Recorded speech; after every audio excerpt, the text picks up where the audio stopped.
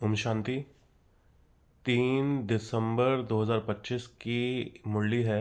आज के बाबा के महावाक्य है, मीठे बच्चे तुम अभी होलीएस्ट ऑफ दी होली बाप की गोद में आए हो। तुम्हें मनसा में भी होली बनना है। मीठे बच्चे तुम अभी होलीएस्ट ऑफ दी होली मतलब पवित्रता के भी पवित्रता, जो सबसे हाई लेवल की पवित्रता होती है, उस बाप की गोद में आए हो। तुम्हें मनसा में भी पवित्र बनना है। मनसा मतलब मन के अंदर जो संकल्प आते हैं, जो सोच आती है, उसके अंदर भी नेगेटिविटी ना आए, अपवित्रता ना आए। प्रश्न होलीएस्ट, आजकल प्रश्न और मीठे बच्चे खूब मिल रहे हैं। होलीएस्ट ऑफ दी होली बच्चों का नशा और निशानियाँ क्या होगी? इसका उत्तर है, उन्हें नशा होगा कि हमने होलीएस्ट ऑफ दी होली बाप की गोद ली है, हम होलीएस्ट देवी देवता बनते हैं। उनके अंदर मनसा में भी खराब ख्यालात नहीं आ सकते। मैं बोले सोच तक भी आपकी प्योर होनी चाहिए 100%। अगर 0.1% भी इम्प्योर है तो क्रॉस लग जाएगा। और ये सारा होता है बॉडी कॉन्शियसनेस से। जितना आपके अंदर बॉडी कॉन्शियसनेस होगा, देह अभिमान होगा, वो चीज़ आएगी नेगेटिविटी, अपवित्रता, क्योंकि शरीर के साथ अपवित्रता जुड़ी हुई है। पवित्रता है आत्मा की असली पहचान। जितना आप आत्माभिमानी और आत्मिक स्थिति में रहेंगे, उतने आप पवित्रता के वाइब्रेशन में और पवित्रता के संकल्प में रहेंगे। तो उत्तर ये इस प्रश्न का है। प्रश्न क्या था? होलीएस्ट ऑफ दी होली बच्चों का नशा और निशानियाँ क्या होगी? इसका उत्तर है, उन्हें नशा होगा कि हमने होलीएस्ट ऑफ दी होली बाप की गोद ली है, हम होलीएस्ट देवी देवता बनते हैं। उनके अंदर मनसा में भी खराब ख्यालात नहीं आ सकते। वह खुशबूदार फूल होते हैं, उनमें कोई भी उल्टा कर्म करने की सोच नहीं होगी और ना उनसे कोई उल्टा कर्म होगा। वे अंतर्मुखी बन अपनी जांच करते रहेंगे। मेरे से सबको खुशबू आती है, वो ये चेक करेंगे मेरी आँख किसी में डूबती तो नहीं है। तो सारा खेल आपकी मटेरियल लाइफ से आप कितने जुड़े हुए हो, कितनी बॉडी कॉन्शियसनेस में हो, जितना ज़्यादा आपके अंदर वो चीज़ जुड़ी हुई रहेगी इस दुनिया की, उतनी ही आप पवित्रता की सोच आते जाएंगे। और जितना डिटैच रहेंगे, सोल कॉन्शियसनेस में रहेंगे। बाबा ने कहा ना लास्ट में कि चेक करो कि मेरी आँख किसी में डूबती तो नहीं है। गीत, मरना तेरी गली में, जीना तेरी गली में। ओम शांति। बच्चों ने गीत सुना, फिर इसका अर्थ भी अंदर में विचार सागर मंथन कर निकालना चाहिए। ये किसने कहा मरना तेरी गली में? आत्मा ने कहा, क्योंकि आत्मा है पतित। पावन तो अंत में कहेंगे। वो पावन तब कहे जब शरीर भी पावन मिले। और शरीर पावन कहाँ मिलता है? सत्युग में। पावन तब कहे जब शरीर भी पावन मिले। अभी तो पुरुषार्थ है। ये भी जानते हो बाप के पास आकर मरना होता है, जीते जी मरना जिसे आप बोलते हैं। और सूफीज़म में भी एक कहावत है कि मर जा मरने से पहले, क्योंकि इस दुनिया को बोलते हैं वो कि इस दुनिया को कैद खाना समझो। और बाबा भी यही बोलते हैं कि जंगल है ये, माया ने आपको जेल में बंद कर रखा है। तो सूफीज़म और ये ज्ञान स्पिरिचुअलिटी दोनों सारी, वो बस भाषा का अंतर है। ये हिंदी है, वो उर्दू कुछ है। तो इस दुनिया को कैद खाना समझोगे तभी तो उससे निकलने की कोशिश करोगे। अगर आग डूबेगी इस दुनिया में और इस दुनिया में ही मज़े करते रहोगे तो ये तो कहाँ से कैद खाना है, ये तो आपके लिए पिकनिक स्पॉट हो जाएगा। तो आप क्यों जाओगे यहाँ से? तो सूफीज़म में जो कोट करा है वो पूरा मैं अच्छे से कोट करता हूँ कि मोमिन के लिए, मोमिन कौन? जो मतलब परमात्मा के खास हो, जो परमात्मा को मानते हो, आस्तिक लोगों के लिए ये दुनिया कैद खाना है। अब इससे हम समझ सकते हैं कि हमको दुनिया में मज़ा आ रहा है या नहीं आ रहा। हम कैद खाना समझते हैं उसको, जंगल और जेल समझते हैं उसको। अगर हम सच में जेल समझते हैं उसको, हमको फील हो रहा है, तो हाँ हम सही है, हम अच्छे हैं, हम मोमिन हैं, हम आस्तिक है। लेकिन हमको ये जेल फीलिंग नहीं हो रही, इस दुनिया की जेल वाली फीलिंग नहीं आ रही, तो हम नास्तिक हैं बाबा के हिसाब से। तो बाबा कह रहे हैं कि अभी तो पुरुषार्थी है, ये भी जानते हो कि बाप के पास आकर मरना होता है। एक बाप को छोड़ दूसरा करना माना एक से मरकर दूसरे के पास जीना।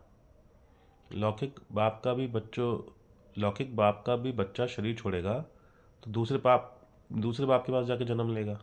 यही होता है ना, आत्मा तो फिर जन्म मरण में आती रहती है कि यहाँ से शरीर छोड़ा, फिर नए गर्भ में जाके नए शरीर में जाके जन्म लेगी। तो बाप बदल गया उसका। एक बाप को छोड़ दूसरा करना माना, एक से मरकर दूसरे के पास जीना। लौकिक बाप का ही बच्चा शरीर छोड़ेगा तो दूसरे के पास जाकर जन्म लेगा ना, यह भी ऐसे है। तो आप बोल रहे हैं कि यहाँ भी ऐसे ही है, मरकर फिर होलीएस्ट ऑफ दी होली की गोद में तुम जाते हो। होलीएस्ट ऑफ दी होली कौन? बाप। बाप कौन? परमात्मा निराकार। इसका कोई ना आकार ना शरीर, वो निराकार परमात्मा, भगवान असली सुप्रीम गॉड। देवी देवताओं को भगवान नहीं बोलते, ये चीज़ अच्छे से समझना आप लोग। देवी देवताओं को डीटीज बोलते हैं, लेकिन ये जो कुछ ना समझ लोग हैं जिन्होंने भ्रम फैला रखा है कि हर एक को भगवान बोल देते हैं। भगवान राम, भगवान कृष्ण, भगवान राम और भगवान कृष्ण, कृष्ण भगवान और राम भगवान नहीं हो सकते। वो देहधारी है, उनकी मूर्तियाँ बनी है, वो आइडल है, और वो तो शरीरधारी कभी भगवान नहीं बन सकता, चाहे वो कितने से अच्छा वो हो इंसान। तो जिसने कैटेगरीज रखी है, महात्मा जो महान आत्मा होती है जिन्होंने अच्छे काम करे होते हैं, धर्मात्मा जो पैगंबर होते हैं, धर्मात्मा बोलते हैं उनको, देवात्मा जो राम कृष्ण हनुमान गणेश दुर्गा काली, और परमात्मा, परमात्मा सिर्फ एक है, उसके अलावा और परमात्मा कोई किसी को बोल ही नहीं सकता। अगर वो बोल रहा है तो उससे बड़ा बेवकूफ़ और जाहिल इंसान कोई नहीं है। तो वहाँ बोल रहे कि मरकर फिर होलीएस्ट ऑफ दी होली के गोद में तुम जाते हो। होलीएस्ट ऑफ दी होली कौन? बाप। और होली कौन है? सन्यासी। हाँ, इन सन्यासियों आदि को कहेंगे होली। सन्यासी पवित्र होते हैं? पूछ रहे बाबा। तुम्हारे में और सन्यासियों में फ़र्क है, वह होली बनते हैं लेकिन जन्म तो फिर भी पतित से लेते हैं। मतलब आप बोल रहे हैं कि वो पवित्र रहते हैं अपनी लाइफ में, जो सन्यासी होते हैं, क्योंकि वो सन्यास कर देते हैं दुनिया का। तो वो विकार में नहीं जाते, वो काम विकार में नहीं जाते, वो सेक्स नहीं करते, वो बच्चे पैदा नहीं करते, वो शादी नहीं करते, वो उनकी बात हो रही है। लेकिन आपने कहा जन्म कैसे लिया उन्होंने? जन्म तो उनके माँ बाप ने तो प्रक्रिया अपनाई है, वो काम विकार वाली, तभी तो जन्म हुआ उनका। तो आप ये बोल रहे हैं सन्यासी आदि को तुम होली कहेंगे, पवित्र कहेंगे? तुम्हारे में और सन्यासी में फ़र्क है। सन्यासी होली बनते हैं लेकिन जन्म तो फिर भी पतित से लेते हैं ना। तुम बनते हो होलीस्ट ऑफ दी होली, तुमको बनाने वाला होलीस्ट ऑफ दी होली बाप है। वो लोग गड़बड़ छोड़ होली बनते हैं, आत्म पवित्र बनती है ना। तुम स्वर्ग में देवी देवता हो तो होलीस्ट ऑफ दी होली हो। मतलब अब ये डिफरेंस बता रहे हैं कि सन्यासी तो जन्म लेते हैं अपवित्रता से, जो पूरी दुनिया लेती है, ठीक है। ये प्रोसेस ही यही है कलयुग में और द्वापर युग में। लेकिन वो पति से फिर वो पावन बनने की कोशिश करते हैं, वो जो उनकी लाइफ दिनचर्या होती है उसमें कुछ ऐसा काम नहीं करते वो। लेकिन जो हम हैं, हम अभी ज्ञान ले रहे हैं, हम भी वैसी पतित प्रक्रिया से ही पैदा हुए हैं, और अभी हम वापस पावन बनने की कोशिश कर रहे हैं। लेकिन जब सतयुग की बात आएगी कि सतयुग त्रेता में बच्चे कैसे पैदा होंगे, कई लोग सवाल पूछते हैं कि आप तो बोलते हो काम विकार गलत है और इसमें नहीं जाना चाहिए, तो आप फिर सतयुग की बात करते हो, त्रेता की बात करते हो, और वहाँ कैसे बच्चे पैदा होंगे? वहाँ बच्चे पैदा होते हैं योग बल से, जो महाभारत में चीज़ दिखाई, और कई भी पुराणों में हमारी चीज़ें है ये, कि योग बल इतना पावरफुल होता है कि वो योग बल से वो बच्चे पैदा होते हैं वहाँ। जो पांडव कैसे हुए थे, बहुत सारे एग्जाम्पल्स हैं। तो बाबा डिफरेंस बता रहे हैं कि जो देवी देवता वाले हम जब हम बनेंगे उस डिग्री में हम आएंगे, तो होलीएस्ट ऑफ दी होली हमारा जन्म भी योग बल से होगा, और हम बनेंगे भी पवित्र, होंगे भी पवित्र। तो मतलब 100% पवित्र हम होंगे, पर कहाँ होंगे? सत्युग और त्रेता में। त्रेता में भी डिग्री गिर जाती है, 16 कला से 14 कला हो जाती है। बट जो सत्युग में है वो हम 100% वहाँ पे पवित्र होते हैं। तो आगे बाबा बता रहे हैं कि होलीस्ट ऑफ दी होली कौन है? बोले तुमको मैं बनाता हूँ, और जो सन्यासी है वो हो नहीं सकते। वो होली बनने की कोशिश करते हैं लेकिन वो होते नहीं है। तुमको बनाने वाला है होलीस्ट ऑफ दी होली बाप, वो लोग गड़बड़ छोड़ होली बनते हैं, आत्मा पवित्र बनती है ना। तुम स्वर्ग में देवी देवता हो तो होलीस्ट ऑफ दी होली होते हो। आगे बात, यहाँ तुम्हारा संन्यास है बेहद का, वह है हद का। दुनिया वालों को जो सन्यासी वो तो हद का संन्यास करते हैं, यहाँ पे बेहद का है, क्योंकि वो अपने को क्या समझते हैं? शरीर तो समझते ही है ना। और यहाँ पे तो आप बोलते हैं तुमको शरीर भी भूलना है, तो शरीर भूल गए तो सब कुछ भूल गए, तो यहाँ पे बेहद का संन्यास है। तो ये डिफरेंस बहुत गहरा है, इसको समझने की कोशिश करना। तो आप बोल रहे हैं कि तुमको बनाने वाला होलीस्ट ऑफ द होली, वो लोग गड़बड़ छोड़ होली बनते हैं, ये तुम्हारा सन्यास है बेहद का, वह है हद का, वह होली बनते हैं, बनते होलीस्ट ऑफ दी होली। बुद्धि भी कहती है कि हम तो नई दुनिया में जाते हैं। वह सन्यासी आदि है। वह बोल रही कि वो सन्यासी आते हैं रजो में। रजो मतलब द्वापर युग में। सतो प्रधान है सतयुग, सत्य है त्रेता, रजो है द्वापर और तमो है कलयुग। तो सन्यासी कब आते हैं? द्वापर में। जैसे आदि शंकराचार्य कब आया? 1500 साल पहले। तो हर एक युग 1250 साल का है। तो कलयुग से 1250 साल कलयुग के निकाल दो, 1500 साल पहले के, तो कितने हो गए? 250 साल के आसपास। तो जो 250 साल का जो पीरियड है वो उसके अंदर हुआ है। मतलब जो द्वापर का भी, ये मान लो मिड मान लो आप, द्वापर मिड में ही सन्यासी ज़्यादा अपने चरम पे आए, पावर में आए। तो आप बोल रहे हैं कि वह सन्यासी आते ही रजो में। फ़र्क हुआ ना, कहाँ रजो कहाँ सतो प्रधान। अब आप देखो डिग्री देखो भाई, तांबे और सोने में फ़र्क तो होता है ना, एक प्योर गोल्ड और एक तांबा, साफ ही दिखता है। तो ऐसे ही है वो। सतयुग है गोल्डन एज, त्रेता है सिल्वर एज, द्वापर है कॉपर एज और कलयुग है आयरन एज। और ये संगम युग छोटा सा, ये कौन सा? Diamond age. ये याद रखना। तो आप बोल रहे हैं कि फ़र्क तो होता ही है। वह ज्ञान का सागर भी है, प्रेम का सागर भी है। कौन? परमात्मा की बात हो रही है। इंग्लिश में ocean of knowledge, ocean of love कहते हैं। तुमको कितना ऊंच बनाते हैं? ऐसे ऊंच ते ऊंच होलीस्ट ऑफ द होली को बुलाते हैं कि आकर पतितों को पावन बनाओ। पतित दुनिया में आकर हमको होलीस्ट ऑफ दी होली बनाओ। तो बच्चों को इतना नशा रहना चाहिए कि हमको कौन पढ़ाते हैं, ये याद रहना चाहिए, हमें कौन पढ़ाते हैं। क्या हम क्या बनेंगे? दैवी गुण धारण करने हैं। बच्चे लिखते हैं, बाबा हमको माया बहुत तूफान लाती है, हमको मनसा से शुद्ध बनने नहीं देती। क्यों ऐसे ख्याल, क्यों ऐसे खराब ख्यालात आते हैं जबकि हमको होलीस्ट ऑफ दी होली बनना है? बाप कहते हैं अभी तुम बिल्कुल अनहोलीस्ट ऑफ दी होली बन पड़े हो। मतलब अभी आप प्रेजेंट में बता रहे हैं कि प्रेजेंट में तुम भी मतलब दुनिया वालों की तरह ही हो। बहुत जन्मों के अंत में बाप फिर से तुमको जोर से पढ़ाते हैं। तो बच्चों की बुद्धि में नशा रहना चाहिए कि हम क्या बन रहे हैं। इन लक्ष्मी नारायण को ऐसा किसने बनाया? पूछो इनसे, बिरला मंदिर वालों ने जो इतने बड़े बड़े मंदिर बना रखे लक्ष्मी नारायण के, वहाँ जो लोग आ रहे हैं भक्ति करने, उनसे पूछो कि लक्ष्मी नारायण को आखिर किसने बनाया, ऐसा किसने बनाया जो सत्युग में वो राज कर रहे हैं। भारत स्वर्ग था ना, इस समय भारत तमो प्रधान भ्रष्टाचारी है। फिर इनको होलीस्ट ऑफ दी होली बनाते हैं। बनाने वाला तो जरूर चाहिए ना, अपने में भी वह नशा चाहिए कि हमको देवता बनना है। उनके लिए भी गुण भी ऐसे होने चाहिए, एकदम नीचे से ऊपर चढ़ जाते हैं। सीढ़ी में भी उत्थान और पतन लिखा है ना। जो नीचे गिरे हुए हैं वह कैसे अपने को होलीस्ट ऑफ दी होली कहलाएंगे?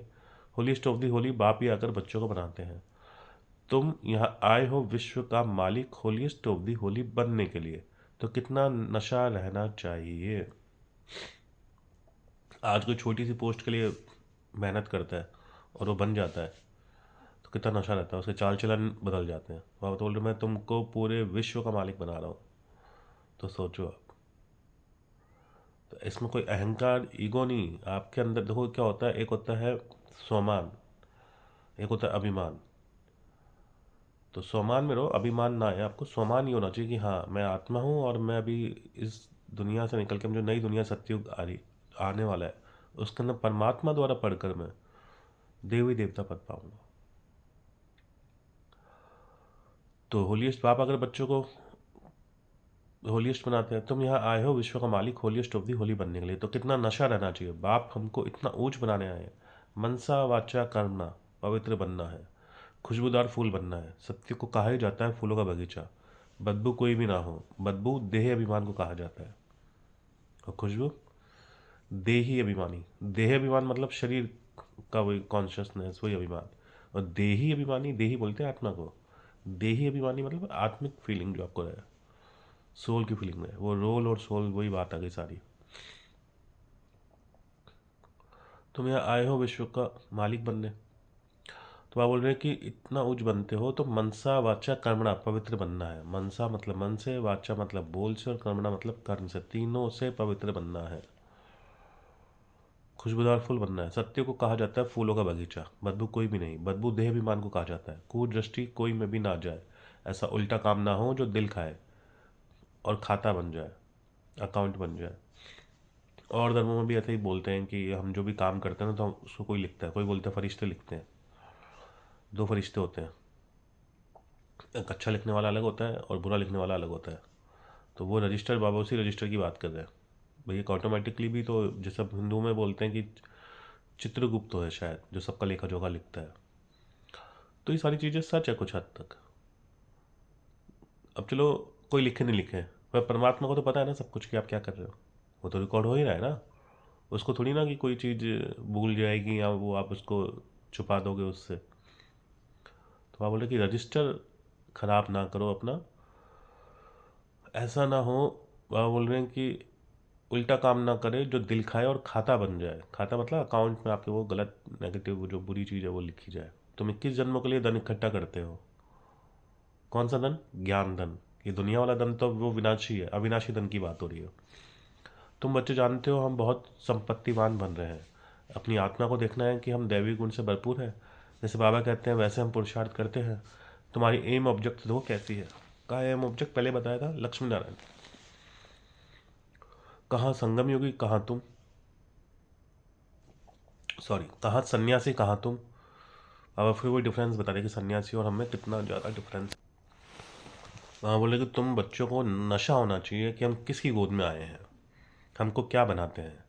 अंतर्मुख को देखना चाहिए कि हम कहाँ तक लायक बने हैं, हमको कितना गुलगुल बनना चाहिए। गुलगुल मतलब फूल की बात हो रही है। सिंधी में शायद फूल को गुल बोलते हैं, जो सबको ज्ञान की खुशबू आए। तुम अनेकों को खुशबू देते हो, आप समान बनाते हो। पहले तो नशा होना चाहिए, हमको पढ़ाने वाला कौन है। मतलब आप बोल रहे हैं कि अच्छे से दिमाग में बिठा लो और उसको फील करो। जब तक आपको फीलिंग नहीं आएगी इसकी, आपके अंदर वो नशा ही नहीं चढ़ेगा, आपकी जो एक्टिविटीज़ है वो चेंज ही नहीं होगी। वो तुम अनेकों को खुशबू देते हो ना, आप समान बनाते हो। पहले तो नशा होना चाहिए कि हमको पढ़ाने वाला कौन है। वो तो सभी है भक्ति मार्ग के गुरु। ज्ञान मार्ग का गुरु कोई हो ना सके सिवाय एक परम पिता परमात्मा के। बाकी है भक्ति मार्ग के। भक्ति होती ही कलयुग में है, रावण की प्रविष्टा होती है। ये भी दुनिया में कोई को पता नहीं। अभी तुम जानते हो सतयुग में हम 16 कला संपूर्ण थे। फिर एक दिन भी बीता तो उनकी पूर्ण मासी थोड़ी कहेंगे। अब कितनी गहरी बात बाबा ने बताई है कि सतयुग में तुम 16 कला संपूर्ण बनते हो। 111 जो मैंने उस दिन बताया था, 3 दिन पहले, 2 दिन पहले मुरली में। तो वो शुरू होगा जब लक्ष्मी नारायण गद्दी पे बैठेंगे। अब उसके एक दिन बाद भी अगर कोई आता है तो वो भले ही सतयुग में 16 कला होगा, लेकिन कुछ .1% वो संपूर्णता में कमी आ जाती है। धीरे धीरे फिर त्रेता आएगा, फिर द्वापर आएगा, फिर कलयुग आएगा। तो वो चक्कर चलता रहता है वो। फिर एक दिन में बीता तो उनको पूर्णमासी थोड़ा ना कहेंगे। पूर्णमासी मतलब पूर्णिमा। यह भी ऐसे ही है, थोड़ा थोड़ा जू के मुहाफिक चक्र फिरता रहता है। जैसे जू चलती है ना धीरे धीरे, वैसे आप बोल रहे चक्र, टाइम लूप जिसकी बात होती है अक्सर, ये घूमता रहता है। यह भी ऐसे ही है, थोड़ा थोड़ा जू मुहाफिक चक्र फिरता रहता है। अब तुमको पूरा 16 कला संपूर्ण बनना है, सो भी आधा कल्प के लिए फिर कलाएं कमती होती है। यह तुमको बुद्धि में ज्ञान है। तो तुम बच्चों को कितना नशा रहना चाहिए। बहुतों को ये बुद्धि में आता नहीं कि हमको पढ़ाने वाला कौन है। कितनी बार बाबा ये चीज़ बार बार बोल रहे हैं। Ocean of knowledge. बच्चों को तो कहते हैं नमस्ते बच्चों, हम ब्रह्मांड के भी तुम ब्रह्मांड के भी मालिक हो। वहाँ सब रहते हो, फिर विश्व के भी मालिक तुम बनते हो। वहाँ बोल रहे कि तुम परमधाम में जब आत्मा के रूप में रहते हो तो वहाँ तुम ब्रह्मांड के मालिक हो। और यहाँ तुम जब सत्युग में लक्ष्मी नारायण जैसा बनते हो और उनकी डायनेस्टी में आते हो तो तुम विश्व के मालिक बनते हो। तुम ब्रह्मांड के मालिक हो और फिर विश्व के मालिक हो। तुम्हारा हौसला बढ़ाने के लिए बाप कहते हैं तुम हमसे भी ऊंच बनते हो। कई बार बाबा ने बोला है कि बाप तुमको अपने से भी ऊंच बनाता है, लेकिन आज बाबा ने राज खोला इसका भी कि तुम्हारा हौसला बढ़ाने के लिए बाप कहते हैं कि तुम हमसे भी ऊंच बनते हो। होता है ना वो बच्चों को मोटिवेट करने के लिए। बाकी ऐसा पॉसिबल तो नहीं है, बाप तो बाप ही होता है। तो बच्चा कभी परमात्मा से, आत्मा कभी परमात्मा से बड़ी हो सकती है क्या। मैं विश्व का मालिक नहीं बनता हूँ, अपने से भी तुमको उच्च मालिक वाला मैं बनाता हूँ, उच्च महिमा वाला मैं तुम्हें बनाता हूँ। बाप के बच्चे ऊंच चढ़ जाते हैं तो बाप समझेंगे ना कि इन्होंने पढ़कर बहुत उच्च पद पाया है। बाप भी कहते हैं हम तुमको पढ़ाते हैं। अब अपना पद जितना बनाना चाहो, पुरुषार्थ, मेहनत, रूहानी मेहनत करो, पुरुषार्थ मतलब रूहानी मेहनत, कोई मजदूरी नहीं करनी हमको। पुरुषार्थ मतलब अपने को आत्मा समझ परमात्मा को याद करना है, ये पुरुषार्थ करना है, जो सबसे बड़ा पुरुषार्थ दुनिया का यही है। तो आप बोलते हैं सबसे कठिन भी है और सबसे सहज भी है। करने वाले के लिए सहज है, नहीं करने वाले के लिए कठिन है। तो आप कहते हैं पुरुषार्थ करो, अपना जितना पद लेना चाहो उच्च ले सकते हो। बाप हमको पढ़ाते हैं पहले तो नशा चढ़ना चाहिए। बाप तो कभी भी बात करते हैं, वह तो जैसे इनमें है ही, तुम बच्चे उनके हो ना, ये रथ भी उनका है। तो ऐसा होलीस्ट ऑफ दी होली बाप आया हुआ है, तुमको पावन बनाते हैं। अब तुम फिर औरों को पावन बनाओ। अब मैं रिटायर्ड होता हूँ। जब तुम होलीस्ट ऑफ दी होली बनते हो तो यहाँ कोई पतित आ ना सके। ये होलीस्ट ऑफ दी होली का चर्च है।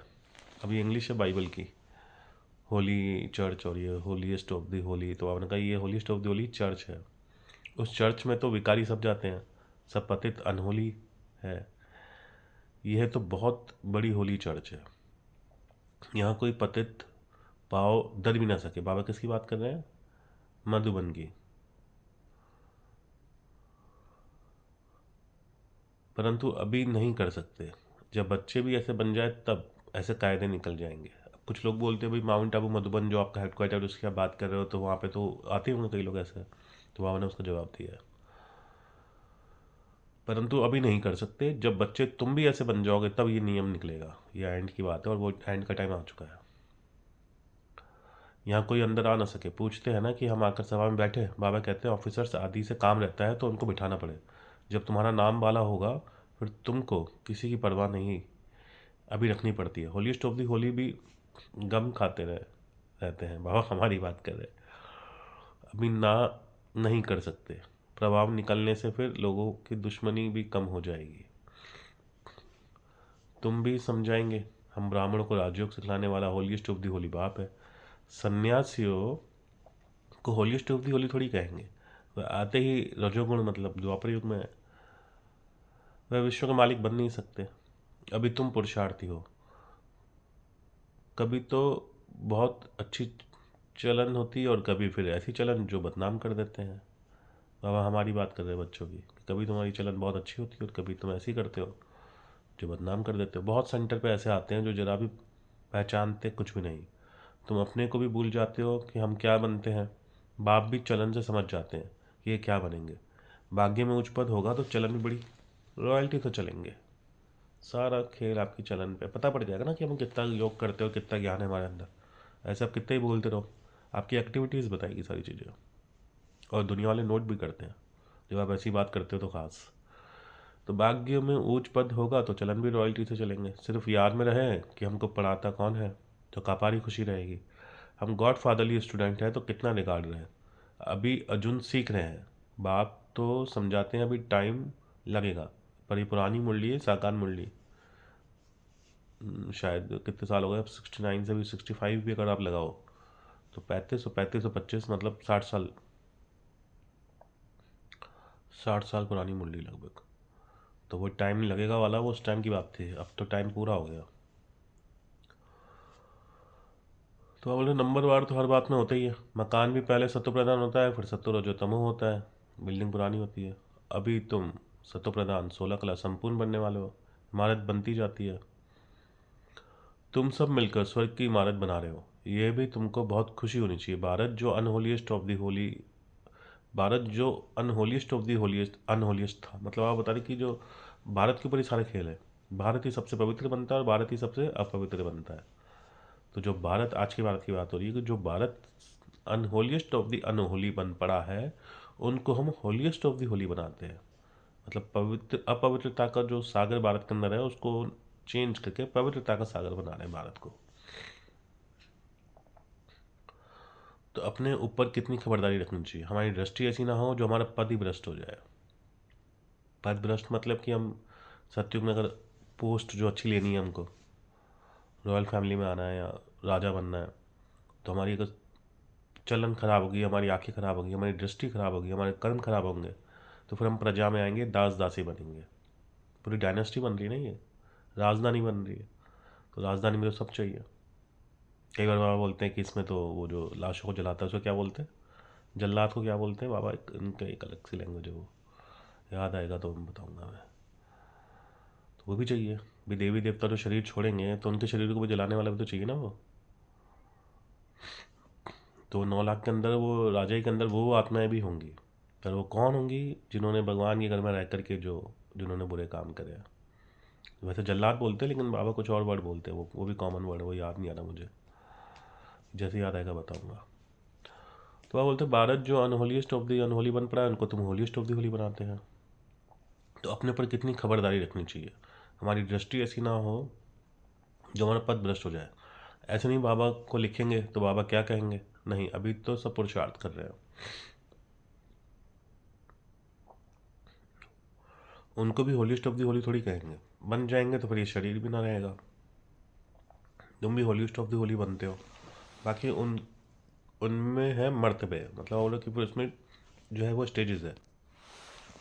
तो स्टेजेस जो आप बोल रहे हैं कि बाकी उसमें मर्तबे है, पुरुषार्थ करोगे तो सारी स्टेजेस जो बताया भी, राजधानी बनेगी, राजा भी होगा तो प्रजा भी होगी, दास दासी भी होंगे, राजा की फैमिली भी होगी, जिसे रॉयल फैमिली बोलते हैं। राजा महाराजा होगा एक, राजा उनकी गद्दी चलेगी 8, 108 जो होंगे वो रॉयल फैमिली में होंगे, और 16,108 जो होंगे वो रॉयल प्रजा होगी। प्रजा भी रॉयल और नॉर्मल होती है। फिर उसके बाद 9 लाख तक का वो फिर दास दासी भी होंगे, फिर साधारण प्रजा भी होगी, साहूकार प्रजा भी होगी, बहुत से लोग होंगे। ये पूरा सिस्टम होता है दुनिया में। तो बाबा कहते हैं कि उसके लिए पुरुषार्थ करना कराना है। बाबा पॉइंट्स तो बहुत देते रहते हैं, कोई आए तो वेट करके दिखाओ कहाँ ये है होलीस्ट ऑफ दी होली, कहाँ वह होली लक्ष्मी नारायण का तो जन्मी सतयुग में होता है, वह आते ही बाद में है। बाबा फिर सन्यासी की बात कर रहे हैं, इसमें कितना फ़र्क है, मतलब वो होली और वो होलीस्ट ऑफ दी होली। बच्चे समझते हैं शिव बाबा हमको ये बना रहे हैं, कहते हैं माँ में कम याद करो। ये गीता जो गीता दुनिया भी गीता है ना, उसमें भी लिखा हुआ है, 2 अक्षर है, माँ में कम और मन मना भव। तो परमात्मा ने बताया कि वो जो गीता जो है दुनियावी, जैसे लोग बाग सुन रहे हैं पढ़ रहे हैं, भगवत गीता बोल दो, वो बताते हैं आटे में नमक कितना होता है, 5% लगभग, या शायद इतना भी नहीं होता। उतनी ही सच है वो गीता, कुछ कुछ अक्षर है जो। और असली गीता ये है जो परमात्मा शिव सुना रहे हैं। और सोचने वाली बात है कि श्री कृष्ण शरीरधारी है, देवता है, रूप लिया उन्होंने, माँ के गर्भ से जन्म लिया, तो वो भगवान नहीं, वो तो देवता है, तो वो गीता कैसे सुना सकते हैं? अच्छा उन्होंने गीता सुनाई द्वापर युग के अंत में इनके हिसाब से, तथा कथित इनके हिसाब से, तो फिर कल युग क्या है? जब इतना बड़ा महान ज्ञान अगर कोई दे रहा है, उससे बड़ा ज्ञान तो कोई नहीं है गीता से बड़ा, तो फिर दुनिया नीचे क्यों गिरी? वो तो उत्थान की तरफ जानी चाहिए, वो पतन की तरफ क्यों आई? द्वापर के बाद कलयुग क्यों आया, जो अक्सर आता है? भाई गीता आप सुना रहे हो द्वापर के एंड में, फिर कलयुग क्यों आया? फिर तो युग परिवर्तन हो जाना चाहिए और सत्युग आना चाहिए। इसका मतलब वहाँ गड़बड़ है, उन्होंने नहीं सुनाई। और ऐसे कुछ दृष्टांत भी बताते हैं, महाभारत में ऐसा कुछ है लास्ट में कि जब पांडव जीत जाते हैं तो सारे पांडव जाते हैं श्री कृष्ण के पास, तो बोलते हैं आपने अर्जुन को जो गीता ज्ञान सुना है हमको भी सुनाओ, युधिष्ठिर वगैरह बोलते हैं। तो श्री कृष्ण बोलते हैं कि नहीं वो मैंने नहीं सुनाया, मेरे अंदर तो परमात्मा आए थे, उन्होंने सुनाया था। तो बाबा उसको कोड करते हैं कई बार मुरली में कि मैं कृष्ण की आत्मा के अंदर थोड़ी आऊँगा, कृष्ण तो वैसे संपूर्ण है, मैं आऊँगा ब्रह्मा की आत्मा के अंदर, मतलब ब्रह्मा के शरीर के अंदर। कृष्ण के शरीर में क्यों आऊँगा मैं? तो बहुत से गहरे राज है जो बहुतों को नहीं पता, धीरे धीरे खुलेंगे वो, बस समझने वाला होना चाहिए, अपनी बुद्धि खोल के बैठे वो। तो वह बोल रहे हैं कि वह आते ही बाद में है, कौन सन्यासी, कितना फ़र्क है। बच्चे समझते हैं शिव बाबा हमको ये बना रहे हैं, कहते हैं माँ में कम याद करो, अपने को अशरीरी आत्मा समझो, ऊंचते उच्च शिव बाबा पढ़ाकर ऊंचते उच्च बनाते हैं, ब्रह्मा द्वारा हम ये पढ़ते हैं, ब्रह्मा सो विष्णु बनते हैं। ये भी तुम जानते हो, मनुष्य तो कुछ भी समझते नहीं। अभी सारी सृष्टि पर रावण राज्य है, तुम राम राज्य स्थापन कर रहे हो, जिसको तुम जानते हो। ड्रामानुसार हम स्वर्ग स्थापन करने लायक बन रहे हैं, अब बाबा लायक बनाते हैं, सिवाय आपके शांतिधाम सुखधाम कोई ले जा नहीं सकते। शांतिधाम और सुखधाम दो अलग अलग चीज़ें होगी। शांतिधाम जो बताया था परम धाम का भी नाम है, और सुखधाम सत्युग को बोलते हैं, और ये कलयुग क्या है, दुखधाम। याद रखना सारी चीज़ें, ये कनेक्टेड है आपस में ये। तो आप बोल रहे कि चाहे कोई भी हो, वो अपने साथ कहाँ नहीं लेके जा सकते? 2 जगहों के नाम लिए, सोचो। तो बोल रहे हैं वो अपने साथ शांति धाम और सुख धाम लेके जा नहीं सकते, गपोड़ा मारते रहते हैं फलाना स्वर्ग गया, मुक्ति धाम गया। बाप कहते हैं ये विकारी पतित आत्माएं शांति धाम कैसे जा सकती है? तुम कह सकते हो तो समझे इन्हों को कितना फकूर है। ऐसे विचार से अगर मंथन करो कैसे समझाए। चलते फिरते अंदर में आना चाहिए। धीरज भी धरना है, धीरज मतलब पेशेंस रखने हैं, सब्र रखना है। हम भी लायक बन जाए, भारतवासी ही पूरा लायक बनते हैं और पूरा नालायक बनते हैं। आ गई बात कि भारत पे सारा खेल है और कोई नहीं। अभी अभी बाप तुमको लायक बना रहे हैं, नॉलेज बड़ी मज़े की है, अंदर में बड़ी खुशी रहती है। हम इस भारत को होलीस्ट ऑफ दी होली बनाएंगे। चलन बड़ी रॉयल चाहिए, तभी रॉयल फैमिली में आएंगे। और रॉयल फैमिली में आना बहुत बड़ी बात है। आज यहाँ भी कोई राजा के कनेक्शन में दूर का निकल जाए तो सरकार भी मतलब कितना मान देती है उसको। तो सत्युग की राज फैमिली की बात हो रही है। तो बाबा बोल रहे हैं कि रॉयल चलन चाहिए। खान पान चलन से मालूम पड़ जाता है। शिव बाबा तुमको इतना ऊँच बनाते हैं, उनके बच्चे बने हो ना तो नाम बाला करना है। चलन ऐसी हो जो समझे कि ये तो होलीस्ट ऑफ दी होली बच्चे हैं। आहिस्ते आहिस्ते तुम बनते जाएंगे, महिमा निकलती जाएगी, फिर कायदे कानून सब निकलेंगे। जो कोई पतित अंदर आ ना सके, ये एंड का बता रहे बाबा। पतित मतलब विकारी, पवित्र कोई अंदर मधुबन में माउंट आबू हेडक्वार्टर में आ ना सके।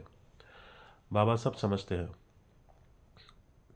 अभी टाइम चाहिए, बच्चों को पुरुषार्थ करना है। अभी राजधानी भी तैयार हो जाए, फिर करने में हर्जा नहीं। फिर तो यहाँ से नीचे आबू रोड तक लाइन लग जाएगी, लेकिन लग चुकी है। ये ऊपर पांडव भवन की बात हो रही है माउंट आबू की, नीचे आबू रोड तक लाइन लग चुकी है। मतलब पुरानी मुरली है, 60 साल पुरानी मुरली है ये लगभग, जो अब ये चीज़ हो चुकी है। अभी तुम आगे चल अभी तुम आगे चलो, बाबा तुम्हारे भाग्य को बढ़ाते रहते हैं। पद्म पद्म भाग्यशाली भी कायदे से कहते हैं ना, पैर में पद्म दिखाते हैं। यह सब तुम बच्चों की महिमा है। फिर भी बाप कहते हैं मन मना भव। आ गया गीता का वही अक्षर, ऊपर क्या था, माँ में कम याद करो कि मुझे याद करो। और यहाँ पे आ गया मन मना भव। मन मना भव कि मन मुझ में लगाओ।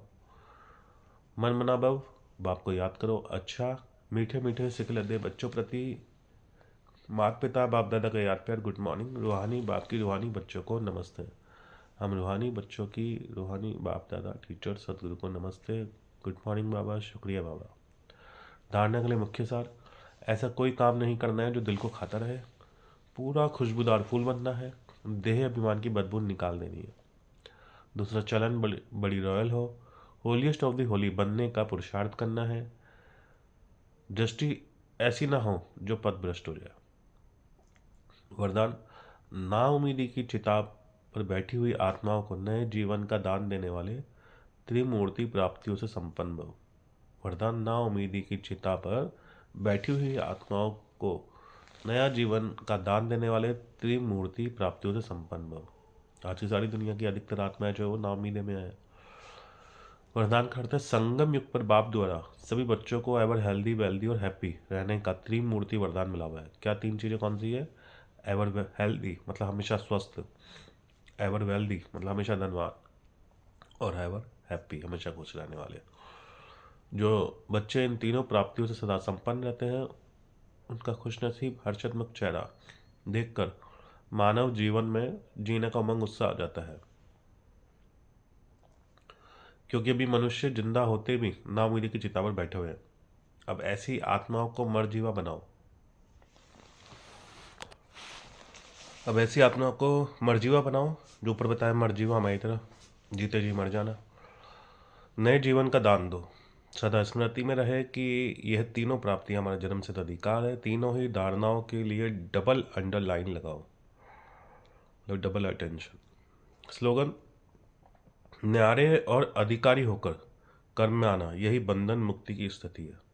डिटैच, न्यारा मतलब डिटैच, अधिकारी मतलब अथॉरिटी के साथ कर्म में आना, यही बंधन मुक्त स्थिति है। अव्यक्त इशारे, अब संपन्न व कर्मातीत बनने की धुन लगाओ। क्या है इसमें? कर्मातीत का अर्थ ही है सर्व प्रकार के हद के स्वभाव संस्कार से अतीत अर्थात न्यारा। हद है बंधन, बेहद है निर्बंधन। ब्रह्मा बाप समान अब हद के मेरे मेरे से मुक्त होने का अर्थात कर्मातीत होने का अव्यक्त दिवस मनाओ, इसी को ही स्नेह का सबूत कहा जाएगा। बच्चे बोलते हैं ना बाबा आपसे बहुत स्नेह, आपसे बहुत प्यार है, तो आप बोले सबूत तो दो। टीचर से स्टूडेंट का या गुरु से शिष्य का जब प्यार होता है तो वैसा बिल्कुल वही करते हैं जैसा उनका गुरु और टीचर बोलते हैं, वो उससे अलग नहीं करते और वैसा बनते हैं वो। आज की मुरली का सार है, 3 दिसंबर 2025 की साकार मुरली है। मीठे बच्चे, तुम अभी होलीस्ट ऑफ दी होली बाप की गोद में हो। तुम्हें मनसा में भी होली बनना है, मतलब सोच भी गलत ना हो। प्रश्न, होलीस्ट ऑफ दी होली बच्चों का नशा और निशानियाँ क्या होगी? उन्हें नशा होगा कि हमने होलीस्ट ऑफ दी होली बाप की गोद ली है, हम होलीस्ट देवी देवता बनते हैं। उनके अंदर मनसा में भी खराब ख्यालात नहीं आ सकते, उल्टे कर्म नहीं कर सकते, वे अंतर्मुखी बन अपनी जांच करते रहेंगे कि मेरे में खुशबू है ना, बदबू तो नहीं। और दूसरा, खुशबू बदबू यहाँ पे रिलेट करना शरीर से और आत्मा से, क्योंकि शरीर होगा तो कुछ ना कुछ डिफेक्टेड कर्म हम करेंगे, तो डिफेक्टेड कर्म करेंगे मतलब बदबू आएगी। बदबू मतलब वो उस हिसाब से रूहानियत की बात हो रही है यहाँ पे। और जब अपने को आत्मा समझेंगे, डिटैच होंगे, परमात्मा के साथ रहेंगे तो खुशबू आएगी, रूहानियत की बात हो रही है यहाँ। और चेक करना लास्ट में कि मेरी आँख किसी में डूबती तो नहीं है। सोशल मीडिया पे घूमने फिरने में, खाने पीने में, बहुत सी चीज़ें। गीत, मरना तेरी गली में, जीना तेरी गली में, बहुत गहरा गीत है, इसको समझना। ओम शांति।